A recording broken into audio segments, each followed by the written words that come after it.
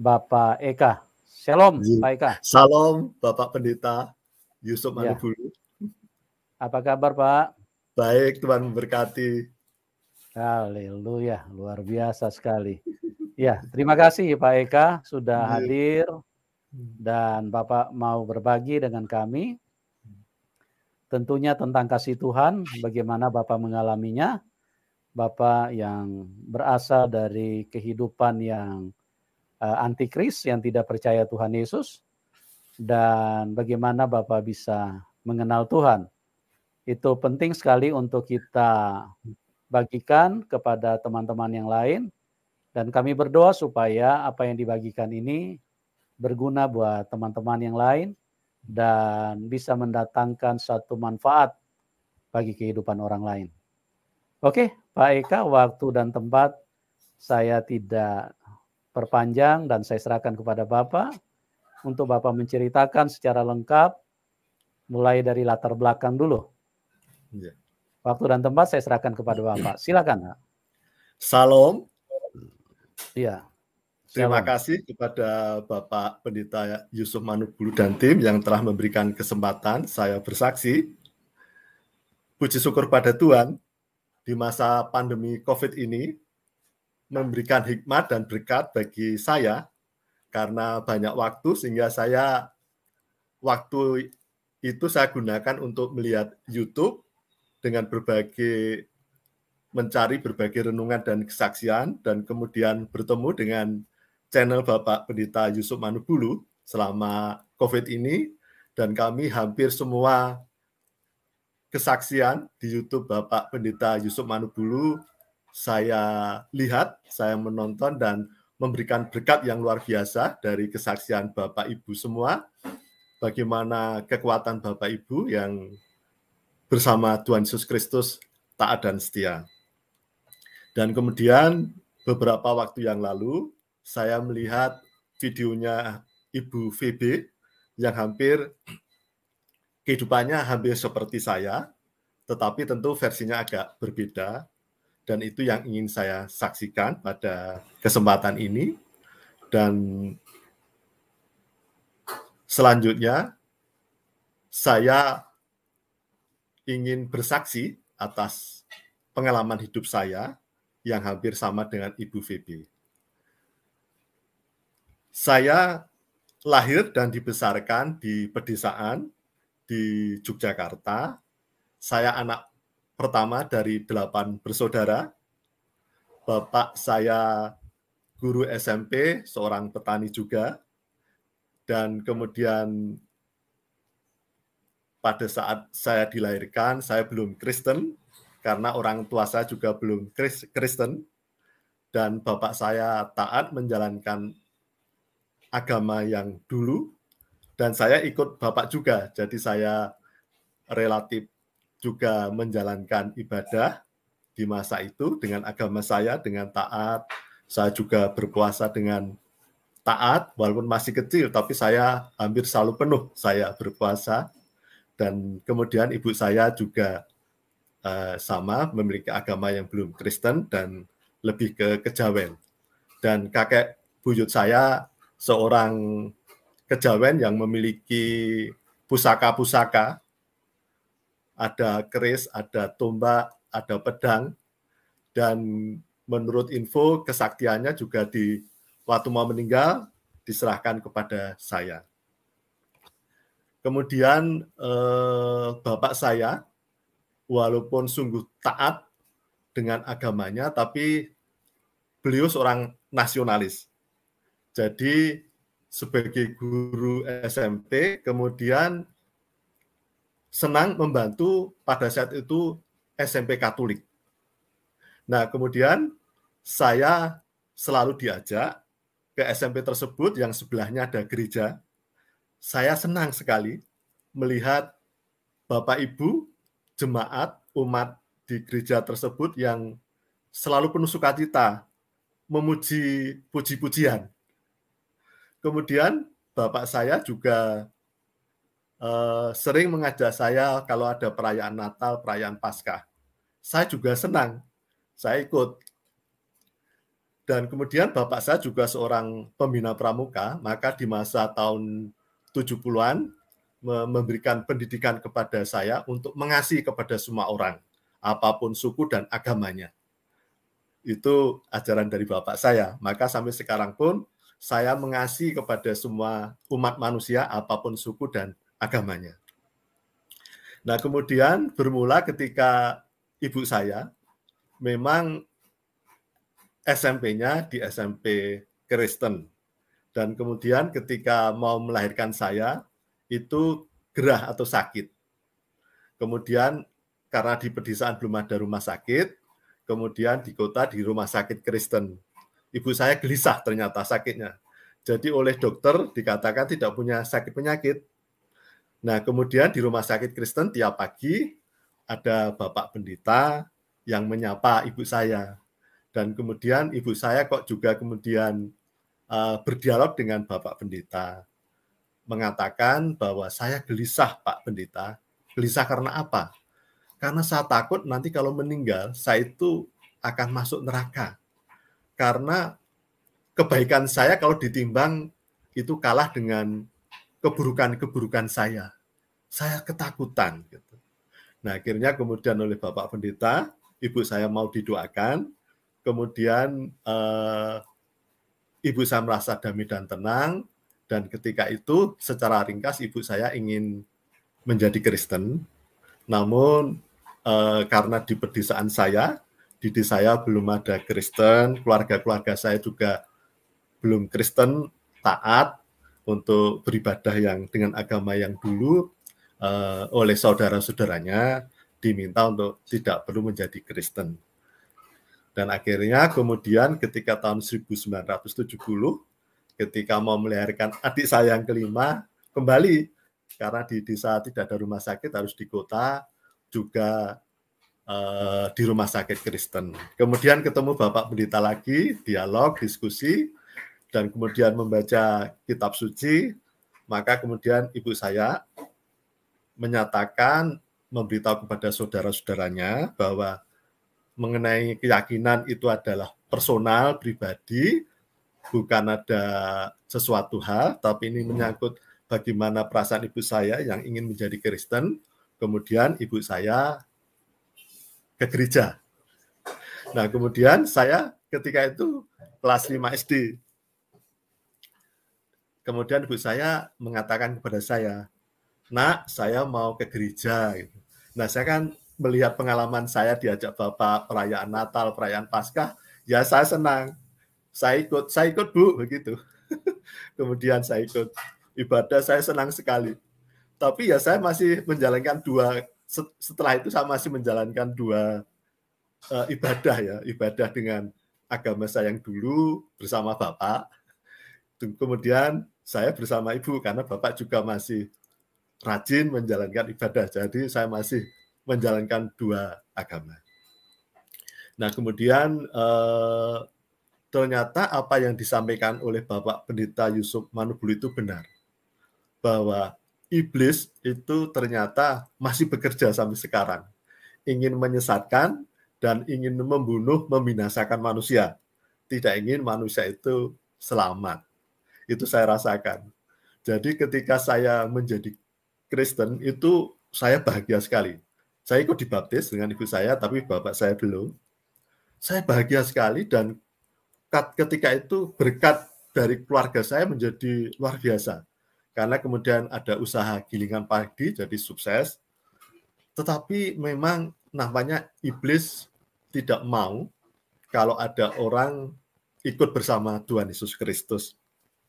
Maka dengan berbagai cara iblis ingin mengambil kembali saya untuk tidak menjadi bersama Tuhan Yesus Kristus. Nah, kemudian ringkas cerita, saya mengalami depresi, tertekan. Itu masih kelas 6 padahal. Saya tidak tahu mengapa saya menjadi tertekan. Padahal segalanya kecukupan dan saya bahagia memiliki orang tua yang sangat baik, yang ketika itu sangat ingin saya itu berhasil. Saya dibawa ke kota, di perpustakaan, untuk membaca buku-buku. Jadi saya membaca buku-buku karangannya Carme, Old Shatterhand, Karabenemsi, dan yang lainnya. Jadi Bapak memberikan filosofi kehidupan yang baik kepada saya. Jadi bagaimana menjadi orang yang baik, karena Bapak saya juga seorang pramuka, jadi taat kepada agamanya, tapi juga sangat nasionalis, sangat mengasihi kepada sesama. Maka saya juga mendapatkan hal yang baik, ajaran dari Bapak saya tersebut. Saya senang membaca buku. Tetapi mungkin karena ketertekanan, karena ketika itu saya sudah menjadi Kristen dibaptis, tetapi dasar-dasar kehidupan Kristen saya kurang. Karena saya kan belum pernah sekolah minggu, belum pernah baca kitab suci. Dan ketika itu, karena tahun 70-an, belum ada hiburan, saya senang dengan pewayangan. Jadi filosofi pewayangan itu sangat melekat di dalam diri saya. Sehingga saya memang ketika itu,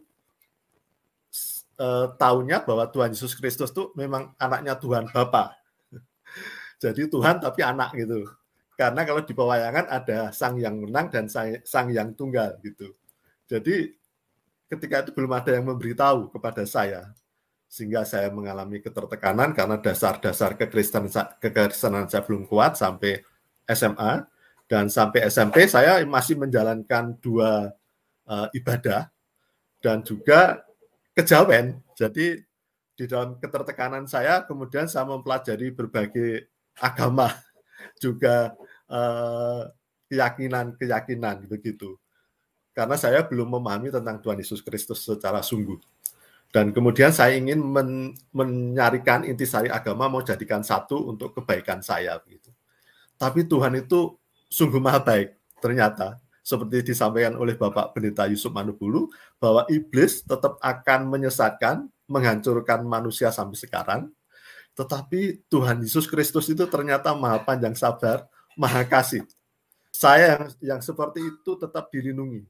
Jadi kemudian waktu SMA, di dalam ketertekanan itu, saya seperti robot, Bapak Ibu Saudara. Jadi hidup saya tawar, gersang, sangar, saya tidak bisa tersenyum kalau di foto tersebut. Dan Tuhan kemudian menyapa saya, membiarkan saya hampir 4 tahun belajar tentang berbagai agama dan keyakinan.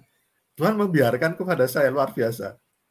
Dan kemudian ketika 4 tahun itu Tuhan mengatakan, saya merasakan sekali, cukup begitu. Dan kemudian saya membaca buku katekisasi yang saat ini kalau saya baca sederhana sekali. Tetapi ketika itu saya melihat indah sekali. Saya mengenal Tuhan Yesus Kristus dan Roh Kudus ada di dalam diri saya. Tetapi namanya iblis juga nggak suka. Jadi ketika itu saya kembali kepada hidup saya tegar tengkuk, Bapak Ibu Saudara. Jadi tegar tengkuk, bandel gitu. Sudah disayang Tuhan, masih tegar tengkuk. Tetapi kemudian saya ikut pendidikan kedinasan. Saya masuk menjadi seorang karyawan.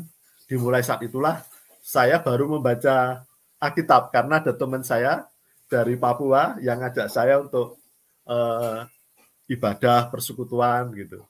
Dan di tahun 80-an sedang maraknya karismatik. Jadi saya juga ikut karismatik juga pada saat itu, dan saya membaca kitab suci. Tetapi dan saya aktif, Bapak Ibu. Mulai saat itu saya aktif dalam pelayanan. Saya ingin bersama Tuhan Yesus Kristus. Tetapi saya masih ada kegersangan, ketawaran, Bapak Ibu Saudara. Hidup saya masih robot, bagikan robot. Secara ringkas itu sampai saya pensiun. Oh iya, sebelumnya saya ingin menyampaikan ketika saya ikut ibu menjadi Kristen, karena itu masih remaja, saya kemudian oleh teman-teman saya juga memang membuat keterkejutan di daerah saya, di pedesaan saya, karena di satu belum ada Kristen.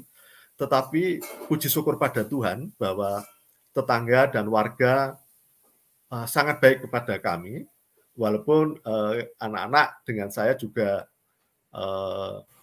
oh kamu itu nanti disalib, kamu nanti makan haram dan sebagainya. Dan kemudian ketika saya SD, karena kan saya belum tahu tentang kitab suci, ujian saya diminta untuk ujian dengan agama saya yang lama, saya tidak mau, dan saya tidak tahu saya nilainya 5 agama. Itu konsekuensi. Tetapi hal yang paling berat konsekuensinya adalah bagaimana iblis itu ternyata mau menyerang hidup saya, menyesatkan, dan mau menghancurkan saya. Nah, kemudian saya itu depresi sampai pensiun, tetapi seperti Bapak Ibu ketahui, bahwa banyak tokoh-tokoh di dunia ini yang kelihatannya bahagia, dan kemudian menyerangkan orang lain, tetapi ternyata bunuh diri. Itu yang saya alami, Bapak Ibu. Jadi saya sehari-hari itu seperti orang normal, bahkan seperti lebih baik. Karena saya itu menyenangkan orang, saya memberikan kebahagiaan bagi orang lain, tapi saya merasakan gampaan. Tetapi Tuhan sungguh menolong saya bertahun-tahun, karena sampai umur 57 tahun sebenarnya hidup saya penuh dengan ketertekanan, dan kemudian saking saya capeknya, saya hidup saya menjadi suam-suam kuku. Seperti tadi Bapak Pendeta Yusuf Manubulu sampaikan. Itu tidak boleh, karena hanya dua pribadi, baik dan jahat. Jangan suam-suam kuku. Saya menjadi orang Kristen yang rajin, Bapak Ibu. Saya rajin beribadah, hampir tiap minggu saya tidak pernah absen. Saya hampir pelayanan dalam hidup saya. Tetapi saya juga duniawi, saudara-saudaraku. Saking tertekannya, kok tidak ada kebahagiaan dalam hidup saya. Kemudian saya penuh dengan kenajisan. Maka hidup saya semakin gersang. Nah, kemudian di masa saya pensiun, itu sebenarnya tetapi saya terus mencari.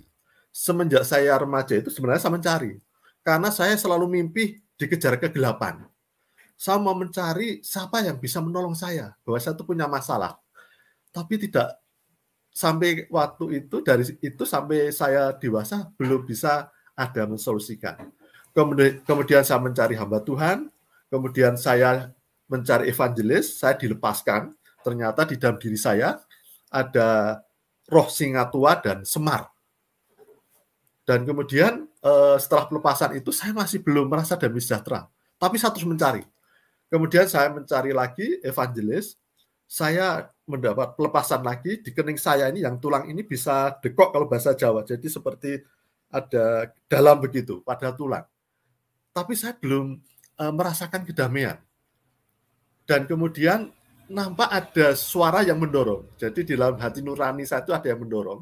Itu dari kasih Tuhan, menurut pendapat saya. Jadi kamu harus mengakui segala kesalahan dan dosa-dosamu di hadapan manusia seperti apa yang dilakukan oleh Daud kepada Nathan. Nah, ketika itu karena saya sudah merasa terbebani yang sangat berat, sangat menderita sekali. Dan mohon maaf, kalau kesaksian ini saya sering mau menangis. Karena kemurahan kasih Tuhan. Dorongan suara itu bahwa saya harus bertobat, saya terima. Saya tidak malu, Bapak Ibu, mengakui segala kesalahan dan kekurangan saya. Di hadapan pendeta, saya kontak Bapak Ibu. Pokoknya pendeta, bahwa saya mau mengakui kesalahan saya, kemudian secara pribadi saya mengakui semua kesalahan dan dosa-dosa saya. Ternyata benar Bapak Ibu, bahwa kita boleh pelepasan, tapi kalau hati kita belum bersih, ya belum bisa damai sejahtera.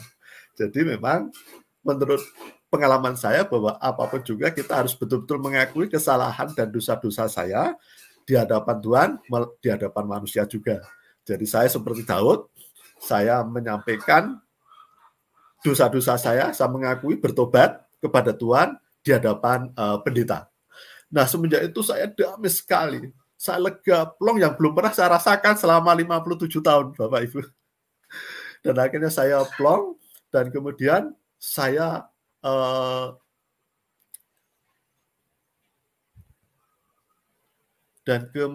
setelah saya merasakan kelegaan dan pelepasan itu, Tuhan pengen saya menjadi emas murni. Saya dibentuk karena Tuhan mengerti saya sudah berpuluh-puluh tahun. Saya 3 kali dilawat Tuhan, tapi bandel dan tegar tengkuk. Saya belum pernah sakit, akhirnya sedikit demi sedikit saya harus operasi batu ginjal 2 kali. Kemudian saya harus kena tumor, operasi potong usus 1 meter, serangan jantung, pembengkakan prostat. Jadi saya komplit Bapak Ibu. Hidup saya hancur, jiwa raga saya. Tapi ternyata Tuhan ingin menunjukkan bahwa seberapapun hancurnya seseorang, hancurnya roh seseorang, jiwa seseorang, tubuh saya yang saya dirawat oleh 8 dokter spesialis. Ada dokter gastro, diges, kulit, penyakit dalam, jantung, ada 8 sampai psikiater. Itu setelah dari tahun 2017 saya terjadi proses pemulihan, Bapak Ibu Saudara. Saya oleh dokter jantung itu dikatakan dulu sudah seharusnya sudah dipanggil Tuhan. Nah, kemudian ketika saya operasi potong usus, setelah dioperasi saya di 2 hari di ICU yang tidak boleh ada orang lain.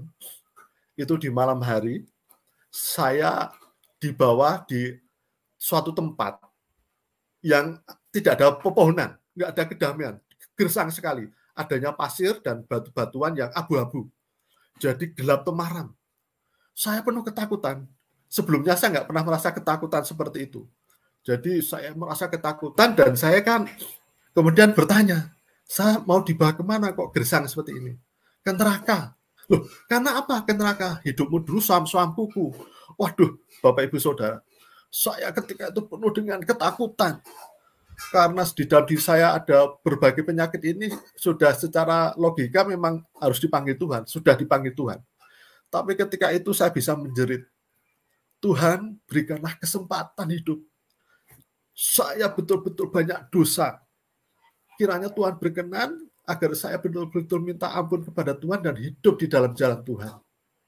Dan puji Tuhan, saya ada proses serangan jantung, ada juga tumor, ada asam urat, ada pembengkakan prostat, saraf, ada sinusitis, banyak 8 dokter spesialis. Dalam 4 tahun ini ada proses pemulihan yang luar biasa atas roh saya, atas jiwa saya dan hidup saya. Dulu saya kalau foto itu nggak bisa tersenyum Bapak Ibu, wajah saya sangar, gelap, seperti ada kuasa gelap. Sekarang saya bisa tersenyum tulus dari hati, dan saya bisa merasakan damai sejahtera, melebihi segala akal. Seperti yang disampaikan di dalam firman Tuhan, kalau ciri-ciri orang Kristen yang benar harus damai sejahtera melebihi segala akal. Itu sekarang saya rasakan di saat dalam proses pemulihan. Jadi saudara-saudaraku, saya lama menjadi Kristen, saya tidak damai sejahtera karena hidup saya suam-suam kuku. Oleh karena itu, saudara-saudaraku, saya setuju dengan pendapat Bapak Pastor Yusuf Manubulu. Jangan setengah-setengah, jangan suam-suam kuku, dan waspadalah. Karena iblis itu akan terus menyesatkan kita, terus berusaha, terus bekerja sampai sekarang, dengan berbagai cara, dengan yang tidak kelihatan. Yang dulu saya begitu aktif dalam pelayanan, seperti orang Kristen yang baik, tapi ternyata saya depresi dan hidup saya penuh dengan kenajisan, saudara-saudaraku. Orang lain tidak melihat, tapi Tuhan melihat. Dan iblis akan terus mencokol, karena apa? Dulu ketika saya baptis dan saya tidak memelihara hidup saya, maka bagikan rumah kosong, iblis keluar, tapi karena saya tidak memelihara, iblis yang dulu 1 membawa 7 temannya, tambah hancur hidup saya. Jadi demikian yang bisa saya sampaikan, bahwa begitu banyak mujizat di dalam hidup saya. Jadi Tuhan itu sungguh maha panjang sabar, Bapak Ibu Saudara. Saya itu bertahun-tahun hidup dalam suam-suam kuku, tapi Tuhan tahu waktunya. Indah rencana Tuhan.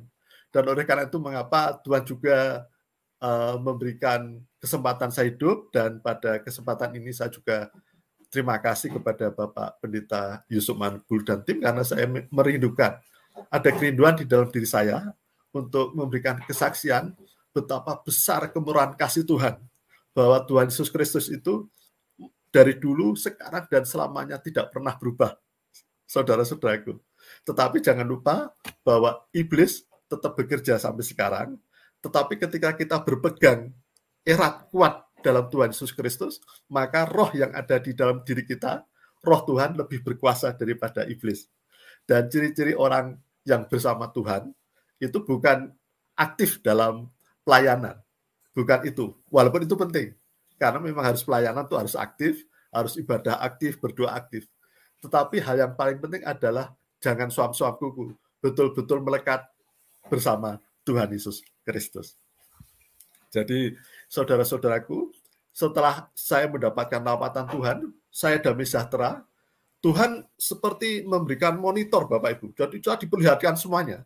Tetapi kalau iblis memperlihatkan tentang kesalahan masa lalu untuk mengintimidasi, kalau Tuhan tidak. Jadi saya diperlihatkan kesalahan-kesalahan saya. Konsekuensinya apa?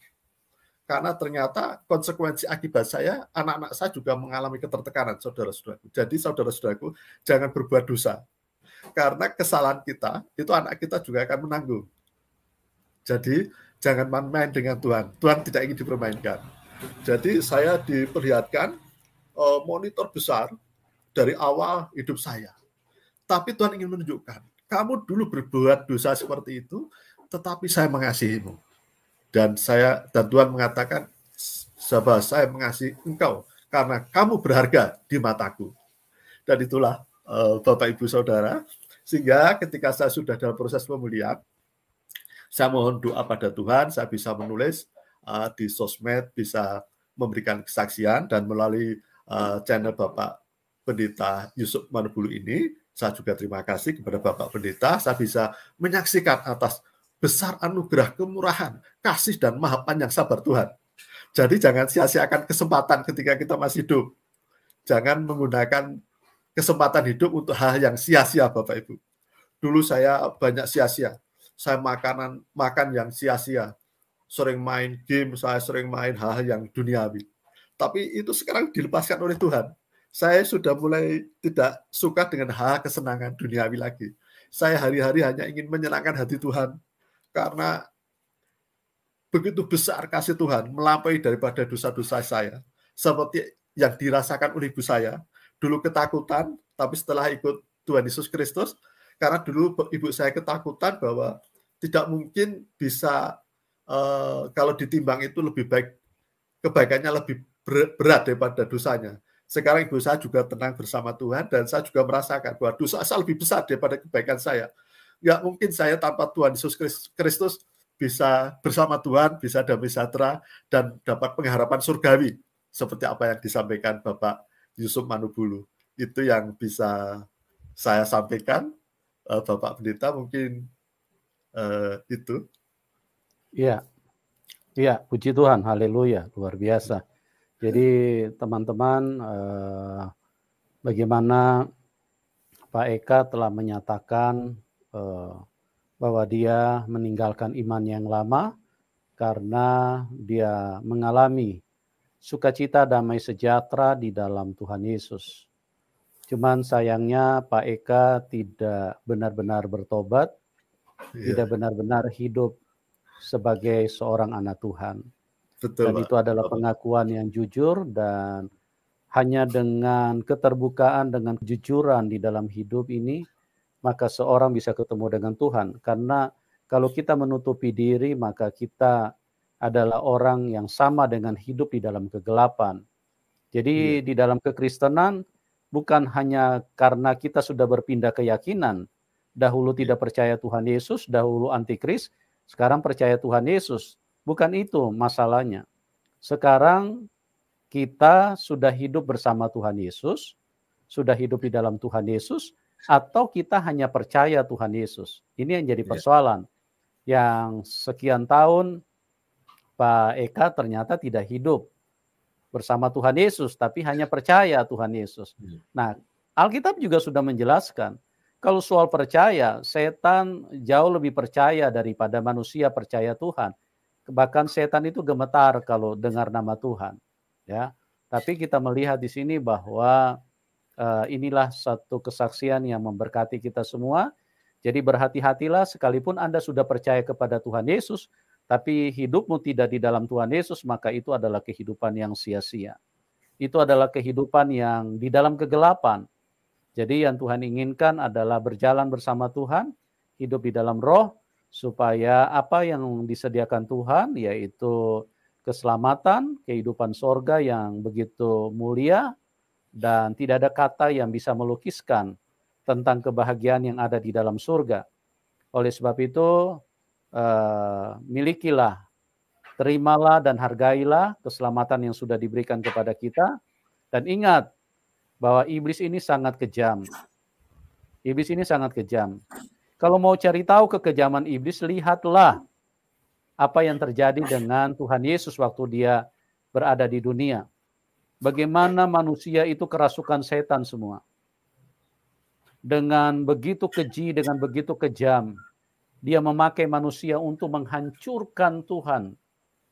Karena dia tahu Tuhan sangat mengasihi manusia, dia hancurkan dari batok kepala sampai ke kaki. Itulah kekejaman setan. Ya, itu setan hanya memakai manusia. Bagaimana kalau setan itu melakukan dengan tangannya sendiri? Bisa putus semua urat sarafnya manusia, bisa hancur semua berkeping-keping. Itulah sebabnya ada alam maut. Alam maut itu adalah tempat penyiksaan yang dibangun oleh iblis. Dan berhati-hatilah teman-teman, karena hanya di dalam Tuhan Yesuslah kita beroleh kehidupan. Di luar Tuhan Yesus kita binasa. Dikatakan dalam Yohanes 10, pencuri datang hanya untuk mencuri, bukan hanya mencuri loh, membunuh, bukan hanya membunuh, membuat Anda terbaring di peti mati, tapi membinasakan. Nah, membinasakan itu apa? Dihancurkan, disiksa di dalam alam maut. Itulah iblis. Oleh sebab itu, berhati-hati dan bersungguh-sungguhlah. Anda yang mungkin sudah percaya Tuhan Yesus, sudah meninggalkan imanmu yang lama, tapi Anda masih hidup juga setengah-setengah, atau tidak hidup bersama Tuhan Yesus, menjadi tidak penting Anda percaya Tuhan Yesus. Tapi yang menjadi penting adalah berjalan bersama Tuhan. Tetap hidup bersama Tuhan dan di dalam Tuhan, dan Tuhan di dalam kita. Oke, Pak. Ya, bisa saya tambah lagi ya? Bisa ya, saya tambah lagi, silakan. Bapak? Silakan, ya, Pak, ini silakan. kan seperti apa yang disampaikan Bapak Pendeta Yusuf Manubulu itu benar adanya Bapak Ibu Saudara, jadi jangan main-main dengan Tuhan. Karena tadi seperti banyak yang ingin saya saksikan. Jadi saya itu sampai punya istri dan anak itu, saya tidak sadar bahwa saya itu punya istri dan anak, saudara-saudaraku. Jadi hidup saya itu seperti robot tawar gersang, asal hidup, kemudian kasihan istri saya, kasihan anak-anak saya, karena saya nggak menggunakan perasaan. Itu saya baru bisa merasakan ketika saya sudah bertobat dan usia saya sudah umur 60 ini, kan kasihan Bapak Ibu. Jadi ketika kita itu tidak dalam Tuhan, maka iblis akan membuat membinasakan, membunuh seperti apa yang disampaikan Bapak Pendeta Yusuf Manubulu, bahwa tidak hanya diri saya tapi anak-anak istri saya. Itu yang pertama. Yang kedua, di kantor sebenarnya memang di dalam diri saya itu Tuhan memberikan banyak talenta. Saya disayang oleh pimpinan, oleh teman-teman, tapi kadang-kadang kemudian muncul fluktuatif. Jadi banyak senyum baik, tapi tiba-tiba terus bisa marah besar. Jadi ciri-ciri seseorang yang sudah dalam Tuhan itu pasti damai sejahtera, tenang, sabar, seperti buah roh. Tapi ketika belum, walaupun Kristen, itu hidupnya fluktuatif, gersang dan tegang, sangar, garang, tidak damai. Dan itu juga tidak membuat damai sejahtera lingkungan sekitarnya, bahkan anak keluarganya, anak istrinya. Tetapi ketika saya dalam pertobatan, sudah bersama Tuhan, sekarang saya merasakan sekali bahwa Tuhan itu maha kuasa, maha ajaib, maha kasih, bahwa dosa-dosa saya benar-benar sudah dihapuskan oleh kuasa darah salib Tuhan Yesus Kristus yang mahal. Dan Tuhan sungguh-sungguh kalau memulihkan tidak setengah-setengah, Bapak Ibu Saudaraku. Saya dipulihkan roh, jiwa, tubuh saya. Demikian pula keluarga saya sekarang dalam proses pemulihan yang luar biasa. Istri saya yang menderita bertahun-tahun, itu sekarang bisa tersenyum karena melihat saya berubah. Anak-anak saya juga sudah mulai pemulihan, mengalami ketertekanan. Jadi penderitaan saya ketika saya hidup suam-suam kuku dirasakan oleh anak-anak saya. Padahal anak-anak saya tidak berdosa. Jadi ada kuasa kutuk turunan. Jadi saudara-saudaraku, benar-benarlah hidup dalam Tuhan, taat dan setia sepenuhnya. Jangan ada sedikit celah. Karena ada sedikit celah, itu iblis bisa masuk. Saya teringat bahwa Adam dan Hawa belum berdosa saja bisa iblis masuk. Apalagi saya, anak keturunannya yang sudah berdosa, harus lebih hati-hati untuk selalu setiap hari mengandalkan Tuhan.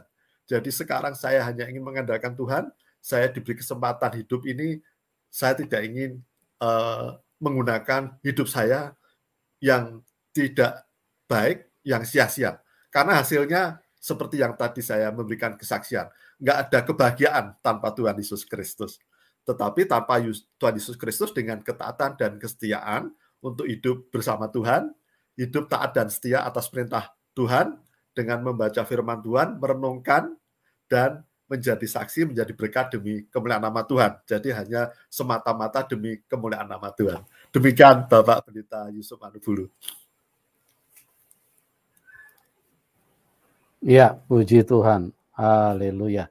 Jadi luar biasa, dan mungkin di bagian terakhir Bapak bisa menyampaikan pesan kepada teman-teman yang belum kenal Tuhan Yesus. Kira-kira pesan apa yang Bapak bisa bagikan supaya apa yang Bapak alami, bagaimana keselamatan yang Bapak terima dari Tuhan itu juga bisa dialami oleh teman-teman yang belum mengenal Tuhan Yesus. Silakan Bapak menyampaikan. Terima kasih Bapak Pendeta. Yang Bapak mau barangkali, terima kasih Bapak Pendeta. Kami akan memberikan pesan kepada kepada yang belum mengenal Tuhan, yang sudah mengenal Tuhan tapi belum merasa damai sejahtera. Yang belum mengenal Tuhan, saya pernah merasakan, Bapak Ibu Saudara, ketika saya bisa membedakan. Saya dulu taat beribadah, taat menjalankan perintah-perintah di dalam kehidupan agama saya yang dulu. Dan kemudian ketika itu saya bisa membandingkan ketika saya mendengarkan, melihat suasana di gereja yang ada sukacita. Jadi saya sebelum mengenal Tuhan itu belum bisa merasakan damai sukacita sejati. Itu yang benar-benar bisa saya rasakan. Tapi kemudian saya bisa merasakan ketika seseorang Kristen di dalam Tuhan Yesus Kristus itu ada damai sejahtera yang melampaui segala akal, dan kemudian ada jaminan, karena seperti apa yang dirasakan oleh ibu saya, bahwa menurut pendapat saya dan pendapat ibu saya, bahwa saya dosa-dosa saya lebih berat, lebih banyak daripada kebaikan saya. Itu yang membuat saya juga gelisah seperti ibu saya. Tetapi ketika Tuhan Yesus Kristus, Tuhan yang menjadi manusia, itu sekarang saya sudah bisa merasakan itu, karena dulu saya merasakan bahwa Tuhan itu siapa. Kadang mengapa manusia kok bisa menjadi Tuhan? Manusia menjadi Tuhan tidak mungkin. Tetapi Tuhan mau menjadi manusia itu pasti mungkin. Karena Tuhan bisa menjadi apa saja. Dan mengapa Tuhan mau menjadi manusia? Karena Tuhan ingin dekat dengan kita, ingin merasakan penderitaan-penderitaan saya, dan Tuhanlah yang bisa menghapus dosa. Karena semua manusia sudah jatuh dalam dosa, tidak bisa menjadi juru selamat atas dirinya. Karena orang yang bisa menyelamatkan harus yang suci, tidak pernah berdosa. Maka tidak ada manusia yang suci, maka Tuhan yang berkuasa berkenan datang menjadi manusia suci dan kudus untuk menyelamatkan saya. Itu yang menjadi saya betul-betul merasakan kebahagiaan, karena saya bisa merasakan damai sejahtera di dunia ini. Saya juga punya jaminan yang jelas bahwa Tuhan memberikan jaminan surgawi, karena segala dosa-dosa saya sudah dihapus oleh kuasa darah salib Tuhan Yesus Kristus.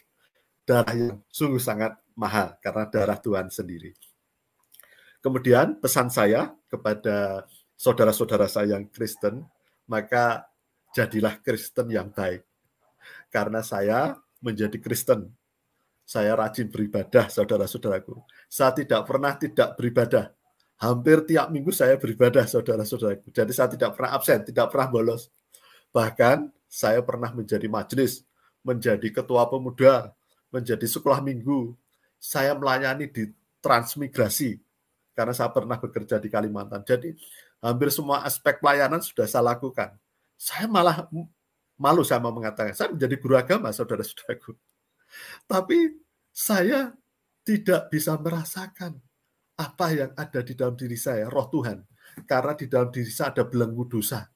Saya suam-suam kuku. Jadi saudara-saudaraku, seperti di dalam Wahyu, Tuhan nggak mau orang Kristen menjadi suam-suam kuku, karena itu menjadi batu sandungan. Maka mengapa Tuhan ingin memuntahkan? Karena marah besar Tuhan dengan orang Kristen yang suam-suam kuku. Lebih baik tidak usah menjadi Kristen, itu di dalam Wahyu. Jadi kalau menjadi Kristen, jadi Kristenlah yang sejati, yang taat dan setia kepada Tuhan, yang rendah hati, yang sungguh-sungguh melekat hidup dalam Tuhan. Jadi kita melayani Tuhan ya memang untuk Tuhan. Kita membaca firman Tuhan, merenungkan bahwa firman Tuhan, kitab suci adalah firman yang hidup, bukan hanya sekedar seperti buku. Maka kalau kita sungguh-sungguh dalam Tuhan, sebenarnya tidak akan ada beban. Karena segala beban dosa-dosa itu sudah diambil alih oleh Tuhan. Maka kita akan menjadi ringan, hidup kita akan menjadi tenang dan tentram. Karena Tuhan ternyata tidak hanya menyelesaikan setengah-setengah, tapi segala beban kita juga diambil. Dosa-dosa kita juga diambil. Sehingga kita dapat merasakan damai sejahtera. Walaupun Bapak Ibu, saya itu dirawat oleh 8 dokter spesialis. Ketika saya sehat malah nggak damai sejahtera. Tapi Tuhan ingin membuktikan bahwa di saat saya sudah dalam Tuhan benar, walaupun saya dirawat oleh dokter spesialis dalam pemulihan selama 4 tahun ini, saya merasakan damai sejahtera. Dulu saya difoto di YouTube seperti ini nggak bisa tersenyum. Tapi sekarang saya bisa merasakan damai sejahtera. Saya bisa tersenyum karena kasih Tuhan. Karena roh Tuhan yang suci yang ada di dalam diri saya, yang melawat, memulihkan roh, jiwa, dan hidup saya, dan fisik saya. Dan sekarang saya bisa masih hidup sampai 4 tahun ini saya bisa hidup dengan lebih baik.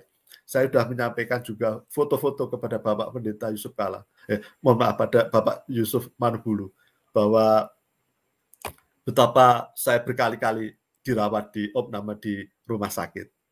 Jadi demikian, Bapak Ibu sebagai orang Kristen, jadilah orang Kristen yang benar, karena kalau tidak benar menjadi batu sandungan, karena menjadi Kristen itu kewajiban kita menjadi berkat, dapat menjadi saksi atas terang kasih Tuhan. Kita menjadi Yesus kecil di dunia ini. Tuhan akan menjaga, melindungi kita. Percaya. Demikian Bapak Pendeta Yusuf Manubulu. Matur nuwun, terima kasih. Oke, Pak. Terima kasih. Luar biasa. Jadi kita pada kesempatan ini diberkati oleh kesaksian daripada Pak Eka, bagaimana beliau menceritakan secara transparan, secara terbuka, bagaimana hidupnya yang perjalanannya yang sudah berpindah dari gelap kepada terang, dari kematian kepada kehidupan, yang juga tidak langsung dijalankan dengan sungguh-sungguh. Tapi ini bukan hanya untuk kesaksian, bukan hanya untuk orang yang belum mengenal Tuhan, tapi bagi orang yang sudah mengenal Tuhan supaya memahami bahwa hidup itu harus benar-benar ikut Tuhan. Jadi jangan cuma ikut ke gereja, jangan cuma datang ke gereja, karena Bapak ini juga tadi sudah mengatakan beliau setiap minggu hampir tidak pernah kosong datang ke gereja. Tapi hidupnya tidak bersama Tuhan. Hidupnya hanya bersama gereja, hanya bersama gedung gereja, hanya bersama teman-teman orang Kristen, tapi dia tidak bersama Tuhan. Jadi luar biasa bagaimana dengan teman-teman yang ada di dalam link ini. Jangan sampai terlambat karena hidup ini singkat dan waktu tidak pernah bisa diulang. Coba periksa, tanya dirimu sendiri sudah berapa usia Anda. Jangan sampai bahwa harimu akan berhenti, siapa tahu. Tinggal 1 hari, 2 hari. Ingat baik-baik. Karena kematian itu tidak permisi dulu. Tidak nyun sewu dulu kepada kita. Kalau dia mau datang, dia bisa datang kapan saja. Malam, pagi, siang, sore, dia bisa datang. Dan yang menjadi masalah adalah apakah Anda bersama dengan Tuhan? Kalau hidupmu tidak bersama dengan Tuhan, setan akan terkam hidupmu dan langsung dibawa ke alam maut. Jadi pastikan bahwa engkau selalu bersama dengan Tuhan. Jangan sia-siakan anugerah keselamatan yang Tuhan sudah berikan. Kalau hidupmu masih di dalam dosa, bertobatlah teman-teman. Dan jangan mempermalukan Tuhan. Dan hiduplah dengan mengasihi Tuhan. Oke, Pak Eka, terima kasih. Masih ada waktu sebentar, Bapak ya, Pastor. Silakan. Saya ingin seperti apa yang dikatakan Bapak Pendeta Yusuf Manubulu, benar. Bahwa Tuhan Yesus Kristus ini buktinya adalah diri saya, Bapak Ibu. Ya. Saya ketika di ICCU, sebenarnya ketika saya itu tidak takut mati. Wah, saya sepertinya hidup saya itu milik saya sendiri. Tidak takut Tuhan. Tapi ketika di ICCU itu, saya sendirian. Saya dibawa ke alam yang gelap dan saya mau dibawa ke neraka. Itu saya penuh ketakutan. karena saya itu banyak penyakit dan ketika itu saya diambil usus 1 meter. Jadi memang secara duniawi bisa dipanggil Tuhan malam itu. Tetapi Bapak Ibu Saudara, itulah Tuhan kita, Tuhan yang hidup, Tuhan yang bersama kita. Umur saya 57 tahun. Jadi kalau dihitung-hitung kebaikan saya dengan keburukan saya jauh lebih buruk, saudara-saudaraku. Tetapi ternyata benar, firman Tuhan itu nyata dan hidup. Penjahat yang disalib bersama Tuhan, itu tinggal hitungan menit, akhirnya karena ingin percaya dengan Tuhan, penjahat tersebut mengatakan aku bertobat dan ingin bersama Tuhan. Akhirnya Tuhan mengatakan bahwa hari ini juga, saat ini juga kamu bersama aku ke Firdaus. Demikian saudara-saudaraku, saya seperti penjahat saudara-saudaraku. Jadi saya itu sudah hampir mati, umur saya 57 tahun, itu baru bertobat. Tapi Tuhan berikan kesempatan. Jadi saudara-saudaraku sekarang yang tidak harus percaya kepada Tuhan. Seperti apa yang disampaikan oleh Bapak Pendeta Yusuf Manubulu, bahwa tidak ada kata terlambat untuk Tuhan, untuk bertobat, untuk datang bersama Tuhan. Jadi saya usia 57 tahun, tetap dimaafkan, diampuni oleh dosa-dosa saya. Seperti Daud yang diampuni, padahal Daud sudah membunuh dan berzina, saudara-saudaraku. Jadi seberapapun dosa-dosa kita, seberat apapun dosa-dosa kita hanya tinggal betul-betul dengan tulus, dengan sepenuh hati, mohon ampun dan bertobat kepada Tuhan, dan kemudian kita berbalik, hidup taat dan setia. Tuhan akan memberikan damai sejahtera dan hidup surga bersama Tuhan seperti penjahat yang di kayu salib. Demikian Bapak Pendeta. Terima kasih atas kesempatan waktunya tambahan. Ya, puji Tuhan, luar biasa. Ya, teman-teman, sebagai hamba Tuhan, saya ingin mengajak kita, mari kita mengasihi Tuhan, karena Tuhan tidak minta harta kekayaanmu, Tuhan tidak cari dompetmu, Tuhan juga tidak cari ketampananmu, Tuhan juga tidak cari kepopularitasanmu, Tuhan tidak cari juga ilmumu, Tuhan juga tidak cari seberapa hebat engkau di dunia, tapi Tuhan minta hatimu. Kalau engkau sudah percaya Tuhan Yesus, kasihilah dia, karena dia sudah mengasihi hidupmu. Dia sudah mati, dia buktikan bahwa dia mengasihi hidupmu, dia yang menggantikan kita. Dia yang dihukum di alam maut, bukan kita. Tapi jangan bermain-main dengan kebaikan Tuhan. Dan yang belum percaya Tuhan Yesus, ingat baik-baik teman-teman, hanya Tuhan Yesus yang mampu membawa kita ke surga. Di bawah kolong langit ini, tidak ada nama lain yang olehnya manusia bisa selamat, kecuali di dalam nama Tuhan Yesus. Tanya dirimu, apakah engkau tinggal di bawah kolong langit? Kalau engkau tinggal di bawah kolong langit, berarti firman ini untuk semua manusia. Di bawah kolong langit ini, Kisah 4 ayat 12, tidak ada nama lain yang olehnya manusia bisa selamat. Hanya di dalam nama Tuhan Yesus. Jangan terlambat teman-teman, Tuhan Yesus mengasihi hidupmu. Jangan beriman hanya karena orang tua, jangan beriman karena hanya kata orang, jangan beriman hanya buku. Karena semua itu harus dialami, harus ada pembuktian supaya kita tidak beriman iman yang artinya kita tertipu atau kita tersesat dengan iman yang sebetulnya adalah bukan Tuhan yang kita imani. Oke, sekali lagi terima kasih buat Pak Eka. Tuhan memberkati Bapak, doa kami. Tuhan pakai Bapak di usia yang tidak muda lagi. Setialah dan lakukanlah apa yang berkenan kepada Tuhan. Amin. Bagi teman-teman juga kami berdoa buat setiap yang menyaksikan acara ini, kiranya kasih karunia Tuhan bisa menjamah hidupmu dan membawa engkau kepada keselamatan. Oke, kita berjumpa di program selanjutnya. Tuhan Yesus memberkati kita semua dan salam kemenangan. Amin.